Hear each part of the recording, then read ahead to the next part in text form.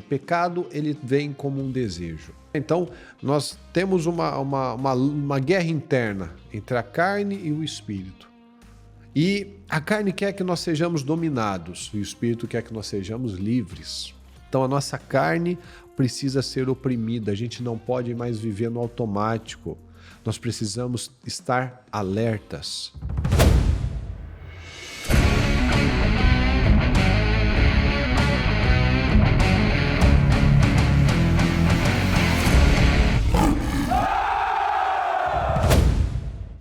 Olá, Deus abençoe, tudo bem? Seja bem-vindo a mais um Seja Forte, Seja Homem. Eu quero que você analise pontos importantes para a sua vida e hoje eu quero falar sobre o desejo, né? O pecado, ele vem como um desejo.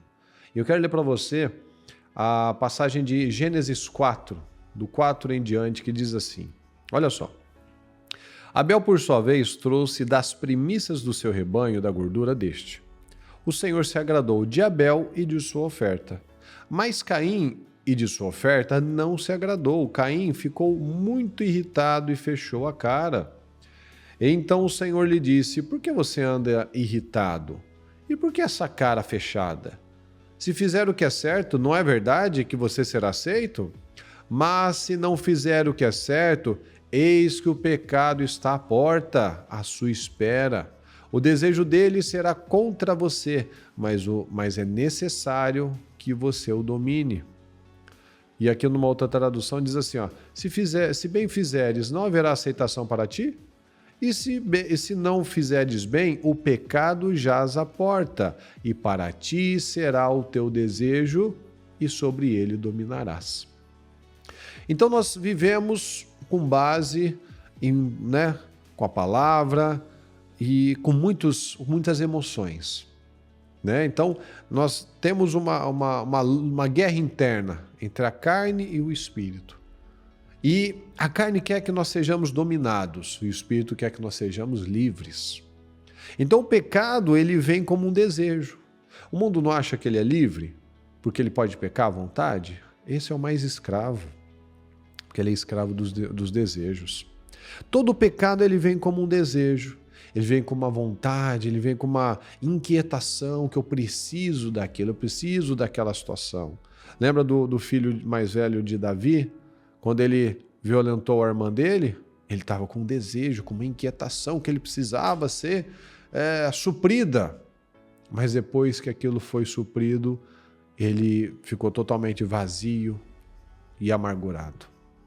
Aqui nós vemos, quero ler em duas traduções para você. Mateus 26, 41. Vigiem e orem para que não caiam em tentação. O espírito está pronto, mas a carne é fraca. E aqui na linguagem de hoje diz assim, vigiem e orem para que não sejam tentados. Olha só que interessante. É fácil querer resistir à tentação. O difícil mesmo é conseguir. Então, se a gente fizer na força do braço, da carne, não, eu não vou cair nisso, eu não faço isso. É fácil querer resistir, é fácil falar, não, isso daí não tem poder sobre mim, não. O difícil é conseguir. Então, como é que eu vou ter força na força do braço? Não, eu vou ser fraco, é aí que eu estou fraco. O espírito está pronto, mas eu tenho alimentado esse espírito, mas a carne é fraca. Sua carne está fraca ou está forte? Se o espírito está forte ou está fraco? Quem que nós temos alimentado mais? Carne forte ou carne fraca? Vamos analisar isso. A carne é tentada, mas Jesus nos ensina que para vencê-la é de modo espiritual. O que Jesus estava fazendo nesse momento? Que ele estava prestes a ir para a cruz? Ele estava orando.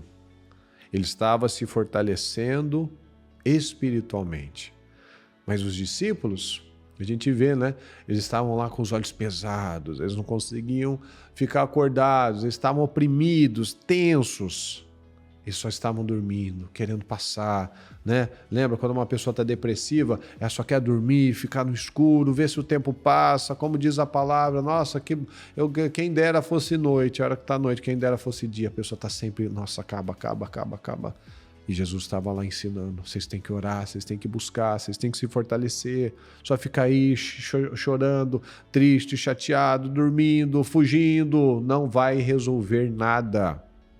Então a carne é fraca para as coisas espirituais, isso daí a gente já sabe. O espírito está pronto para orar, ele quer orar. O espírito está pronto para jejuar, ele quer jejuar, mas a carne odeia isso. A carne começa a querer passar mal, começa a dar angústia, começa a dar aquela fome, né? Um culto da bispa curtinho dura 3 horas.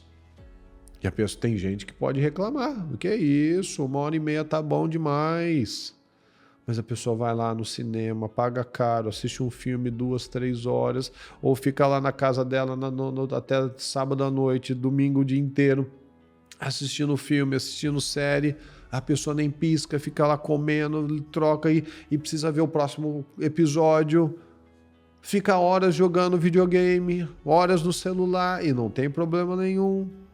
Passa no shopping durante horas e não tem problema nenhum. Por quê? Porque é para a carne. Então, analisa isso. A carne está pronta para tudo que alimenta, mas ela é fraca para tudo que é relacionado a Deus. Então, a gente vive uma guerra interna. Uma guerra onde só vai vencer aquele que eu alimento mais. Então, tem até uma historinha que a bispa uma vez contou, que tinha um cara que tinha 2 cachorros que ele botava para brigar. E ele, toda vez que ele apostava, ele sabia, ele acertava. Hoje vai ser o cachorro tal, o cachorro branco. Outro dia, não, essa briga aí, quem vai ganhar vai ser o cachorro preto. E toda vez ele ganhava. Como é que você consegue fazer isso? Como é que você sempre acerta? É fácil. Na semana que eles vão lutar, eu dou comida só para um, o outro eu não dou.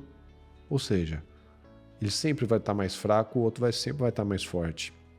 Então a nossa carne precisa ser oprimida, a gente não pode mais viver no automático.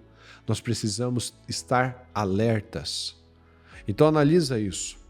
O desejo, ele vem como uma tentação, ela vem como um desejo e ele quer ser suprido. Pode ser um desejo imoral, pode ser um desejo para fazer um negócio ilícito, porque a pessoa se convence, não, eu estou precisando, é um momento, é só dessa vez. Então, em tudo na nossa vida é importante a gente analisar. E muitas vezes a gente não faz o que tem que fazer e ainda acha ruim dos resultados. O Caim fez isso. Ele colocou a culpa do problema dele em Abel. O Abel ele só fez a parte dele e Caim não fez a parte dele. E muitas vezes a gente não faz o que a gente tem que fazer e se incomoda com quem está fazendo. Então isso é errado, porque isso é orgulho. Porque o orgulhoso, por que ele é orgulhoso? Porque ele não quer mudar. Então por ele não querer mudar, ele apresenta um porquê. Meu problema é o meu irmão. Se meu irmão não tivesse feito isso, eu não estaria passando por isso. Não, eu teria passando do mesmo jeito, mesmo que ele fosse sozinho. Então nós precisamos assumir o controle da nossa vida, da nossa mente, assumir responsabilidade e tomar as nossas decisões. Ok? O desejo do mal é dominar, mas a palavra mostra, nós podemos controlar. Então, vigiem e orem para que não caia em tentação. É fácil querer resistir à tentação, difícil é conseguir. Mas se a gente se fortalece no espírito, nós temos força para conseguir. Então, tome as suas decisões em nome de Jesus.